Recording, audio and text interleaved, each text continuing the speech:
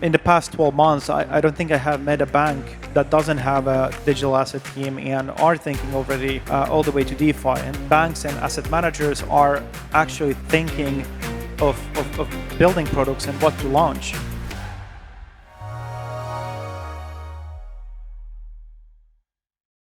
I have the pleasure of sitting here today with Stani Kulechov, the founder and CEO of Aave Labs. Stani, how are you? Really good, really nice venue, and great to be here. Yeah, you just came off from a roundtable, right? What were you discussing over there? Stable coins, regulation, liquidity, all the things I love. I've heard of these things, yeah. Maybe let's start at a high level with some context on Aave V3 versus Aave V4. So Aave V3 is operating at scale that mirrors, maybe a top 50 US commercial bank. I don't know if you would agree with that, but it has peak net deposits of about $75 billion and has secured over $1 trillion in cumulative deposits. And then Aave V4 introduces a completely new hub and bespoke model, I believe is what you guys are calling it, with unified liquidity, risk isolation, asset level pricing, and more. So maybe to start off, what led you to develop V4, and what is it kind of building on that V3 didn't have?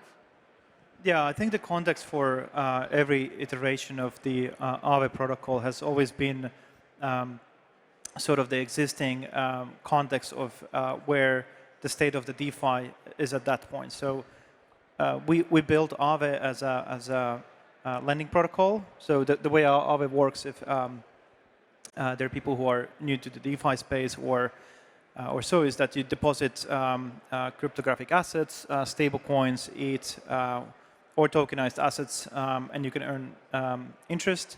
You can use them as a collateral, and then you can borrow as well. So typically, users go to Aave to earn yield on stablecoins. That is sort of like the biggest use case, and I would say 70% of the users that are using Aave are using for yield, and then rest are actually the borrowers that create the interest rate that then goes to the depositors. So obviously, DeFi has grown significantly over the years. So when we started back in 2017, the space was really, really small, even though we had less users than this room today at that point, and it was very experimental, but the vision was big. And with Aave, Aave had multiple generations. So in 2020, we launched the first version, and a year later, we follow up with another Aave V2, and V3 sort of was our kind of like a state-of-the-art protocol, and focused mainly on capital efficiency,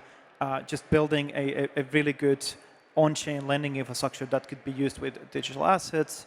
And Aave V4 was a creation of this vision that in the future we might have very diverse set of lending activities on-chain directly. And that might involve native crypto assets, Bitcoin and Ethereum, but it also might involve more tokenized assets, or might involve sort of lending without any sort of tokenization, lending to the real world effectively. So we wanted to build something that is extremely modular, has good risk controls, but it allows to extend the protocol into any use cases in the future. That means that if we will have a new use case in the future, we don't need a new version of Aave, because we can actually extend the protocol with this hub and spoke architecture, and spokes are effectively lending markets, and hubs are where the liquidity is stored. So the idea here is that it is sort of like a lending protocol that can be extended to any use cases for institutions, fintechs, and more of these traditional use cases beyond what we're doing today in DeFi. How are you thinking about risk management, and what is your approach maybe to a risk management perspective? Like V4 features new isolation capabilities and asset lending borrow rates and other things, right? So what is kind of maybe the mental model there, and how is it building on the current state of maybe the risk in the space today? Yeah, I mean, Aave existing V3 infrastructure has seen multiple market cycles. We've market or credit cycles, how do you want to call? I mean, if you, Aave has been really resilient during really turbulent times. Like if we look into the October 10th of the October last year, where we had a lot of unwinds in the crypto space. Also during the FTX, and a lot of these centralized lenders going underwater, and the early sort of DeFi days as well. So during these past years, a lot of that risk management experience has accumulated for Aave quite extensively, and DeFi in generally, actually. When it comes to development as well, there's very less actually any sort of issues in DeFi protocol smart contracts. And generally, they are actually third-party dependencies that are related to more traditional security that might have impact across the DeFi space, like we saw recently. In terms of the Aave V3, obviously it allows to create any kinds of markets, have the risk management features, allows also isolation or collateralization where collaterals aren't borrowed. So it really depends on where is the demand and what kind of markets to create for different audiences.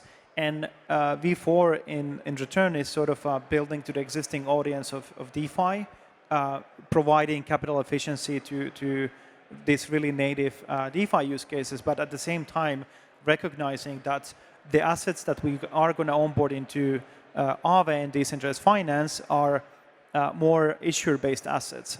And what I mean that is not just only stablecoins, but tokenized assets. And tokenized assets have different sort of risk characteristics compared to, let's say, native assets like Bitcoin and Ethereum, because, for example, you might not have the liquidity on chain, but you need to sort out unwinding and liquidations. And with Aave V4, we introduced particular features like risk premiums, where you can actually price the risk directly into the collateral without affecting all the borrowers on borrowing that stablecoin. But it also allows to create a very flexible market structures.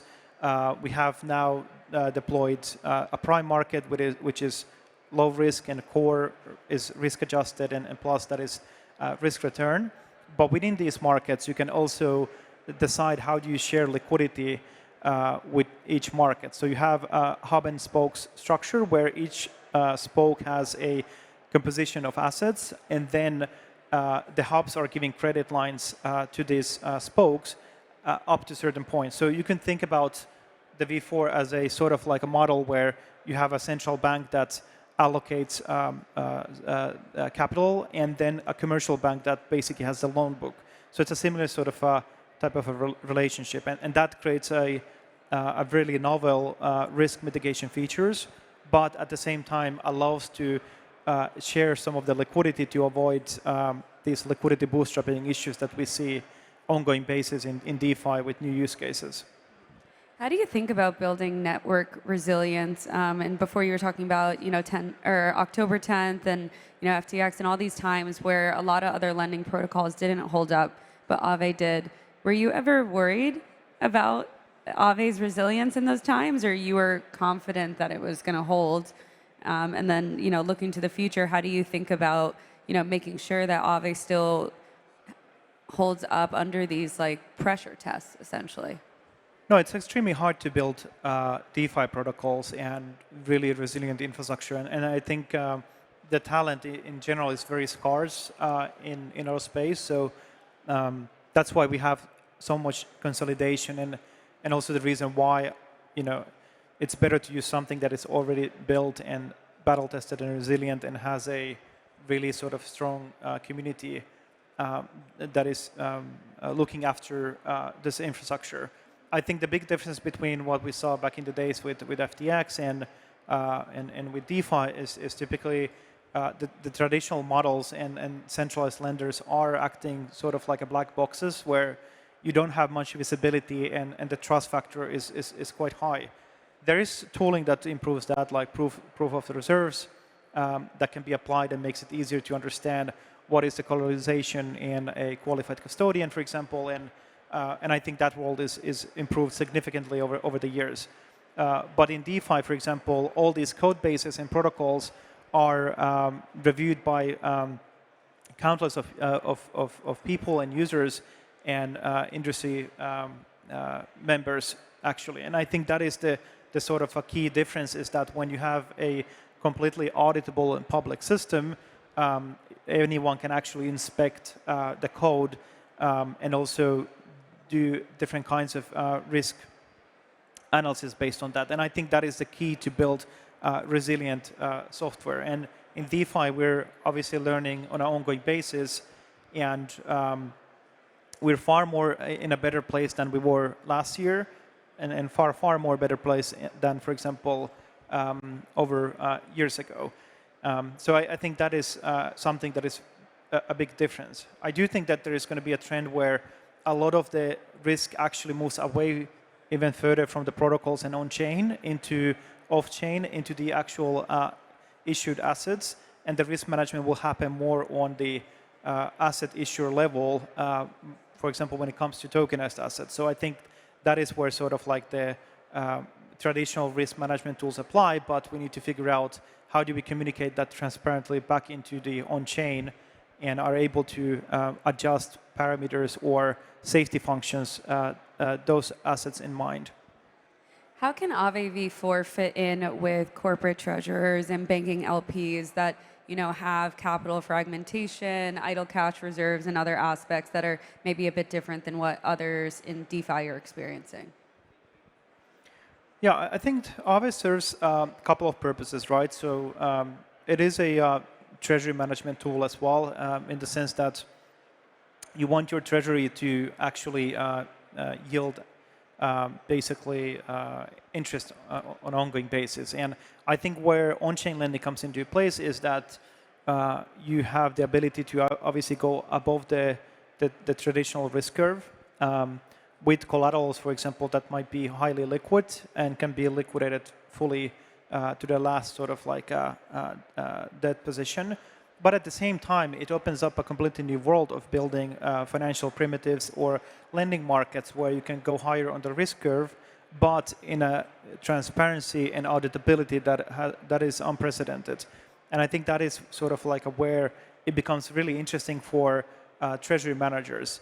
I think also on the retail or sort of commercial side, Aave has been recently integrated into WAP Treasury, and WAP is basically a platform for creators to actually sell digital goods online, and they have a huge traction at the moment. And one of the products that they launched was WAP Treasury, where actually the creators can use their earnings and put those earnings into a treasury product that is powered by Aave Veda, which is a vault manager, and Plasma, a network where Aave, this Aave market is deployed. So why this is interesting is that this was the first biggest fintech integration of DeFi at that scale, and it showcases how easy it is to actually plug in to DeFi down the line. And the benefits here is that the more actually fintechs and asset managers and treasuries are using and plugging into DeFi, the network effect scale. That means that there is more liquidity to withdraw, there's cheaper cost of capital for borrowers to utilize, and you get compounding effects that you don't really find in traditional finance. I want to build off maybe this section a bit more. Like with the launch of Aave Horizon, you are essentially providing an automated programmatic alternative maybe to what the traditional repo market would have. But why would an enterprise asset management firm choose to deploy tokenized sovereign debt into Aave to borrow stable coins rather than just using maybe a traditional Wall Street prime broker? Yeah, I mean, that's the vision, right? And where we are now is in early phases of that journey. So now Aave Horizon has roughly $500 million worth of assets, and mainly the Aave Horizon market is purely and exclusively for supplying tokenized assets as a collateral and borrowing stable coins, effectively cash. And many of these tokenized assets are existing issued assets that already exist on chain, for example. But down the line, where we expect this utility to evolve is that you could issue direct financial instruments and assets on chain and benefit with Aave directly by borrowing capital and using that capital directly in traditional markets. Aave Horizon has actually been really useful product for a lot of borrowers, especially during the October 10th, when things were moving really quickly, markets were moving fast, and the way to actually get, if you already have, let's say, money market funds on chain or T-bills on chain, and you are able to actually use that as a collateral and draw liquidity, that helps to reposition a lot of these positions. So it's being used by market makers already, asset managers as well. And it's a product that actually we see quite a lot of future, especially that more assets are coming on chain as well. What types of assets are we talking about here? We're talking about a lot of credit. I also think that tokenized equity is interesting when you add the sort of like a lending component there on chain. So it is really hard to bring tokenized equity stocks into on-chain because you don't necessarily get the benefits right away, and there's some fractionalization, there's some liquidity issues on top of that. But once you actually are able to provide a product where the users are able to borrow at a lower cost of capital, better cost structure, better LTVs and terms that you can do with a lot of these brokerages, you have a really good opportunity to actually bring these assets on chain because you have true utility. And if you look at a lot of the brokerage accounts, they do offer really uncompetitive terms for the users. You can borrow maybe 20 LTV against your stocks. You get a really inefficient rates, inefficient terms. All that can be automated, smart contract based, parameterized, and transparently done on Aave. Have you found that the interest for this is growing maybe like a hockey stick curve, or has it already hit that inflection point and now we're like at this higher level and we have to figure out how to like keep rising up on the front of like interest from traditional institutions for these tokenized assets and coming on chain?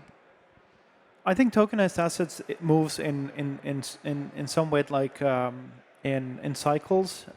It requires a lot of effort to bring an asset and figure out the viability, and also there's a lot of regulatory work that is involved in that category. So I think we will see movements and growth in a more sort of a laddered and step-by-step basis. But I think that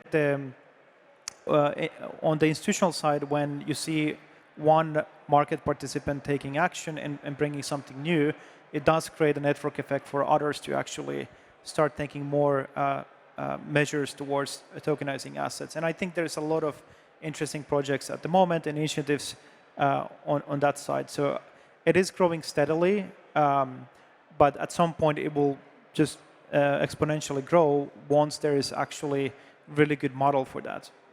Are there any specific institutions that you're hoping will come in that haven't already? I think all institutions should be looking into on-chain and tokenized assets, into DeFi. And in the past 12 months, I don't think I have met a bank that doesn't have a digital asset team and are thinking already all the way to DeFi. And this is a really good sign because I think going back a few years ago, a lot of the teams were focusing in experimentations on private blockchains and sort of like a one-off pilot transactions. But as of today, a lot of these banks and asset managers are actually thinking of building products and what to launch. So it's getting very serious. And I think that's the way that we can get and see some results. I think that's also building off of the idea of embedded finance, where it's being baked into the applications that exist today, whether it's in fintech apps, consumer apps, banking apps, etc. You brought up WAP before too, which I know Aave integrated with as well. So is the commercial growth strategy for Aave then less about building like a destination website where they come directly to Aave and more about being integrated on the back end as an infrastructure that is like baked into other platforms and apps and things like that? Yeah, that is one of the most exciting things for me as a developer. So obviously Aave is also building a consumer app where you download a mobile app, you can sign in with your email, phone number, link your bank account, and deposit directly to Aave. But all this infrastructure that we built for this sort of use case is also available for fintechs and institutions that really want to bring DeFi in the most seamless way to their users. And for me, what's exciting is that anything you actually build on that stack is reusable, and that is where DeFi will win, because anyone can actually tap into these liquidity network effects, and that just compounds to the next sort of participant. It's kind of reminds me a bit the credit card network model. You have these credit card networks, and the more adoption there is, the more participants, the whole network grows. There's more coverage. The same way Aave is doing for lending, and let's say AMMs are doing this for example, trading assets and so forth. So I think it's a big benefit for the whole space. How do you think about capturing the mainstream retail consumer beyond just crypto users? I think that it's a lot about abstraction. I think the retail, they shouldn't need to understand anything about wallets. They need to control it. They should have the full control, but it should be a very embedded experience. Same for transaction fees, networks, and also stablecoins. I think everything should be just abstracted away from the user, and they need to feel a very normal, like a fintechy experience.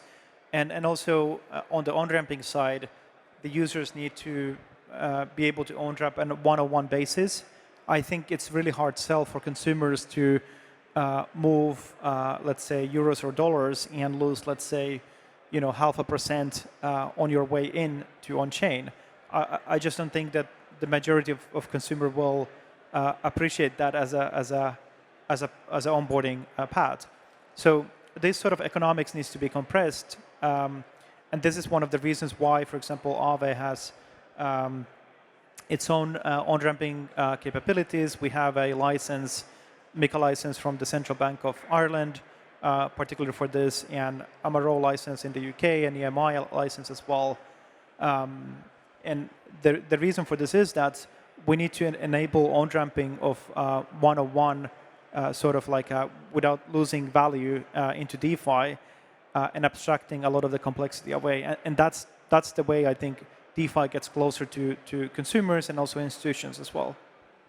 You've been in this space for a long time, Stani, and Aave has gone through, I think, multiple, if not half a dozen evolutions, right?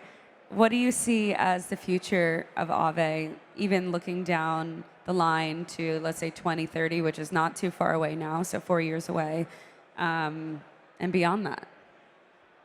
Yeah, I think my vision is, and like the bigger dream is that Aave becomes embedded infrastructure for finance and improves cost margins and improves opportunities. I would like to see actually Aave being used to finance credit opportunities that exist around the world, being able to finance consumers, businesses, and also a lot of infrastructure.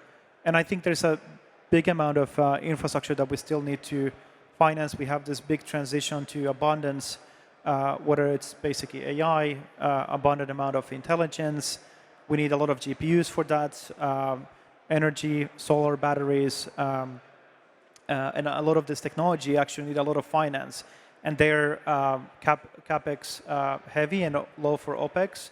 And these are perfect infrastructure that could be used as a collateral in the future on Aave and extending credit. And I think what DeFi has already done really well is that it is the most efficient capital allocation layer. It aggregates capital into the best financial opportunities or risk-adjusted financial opportunities. And that drives the cost of capital down. And in lending, cost of capital is the most important part of sourcing capital. And being able to take that capital and then reallocate to the traditional use cases will be a way to scale DeFi.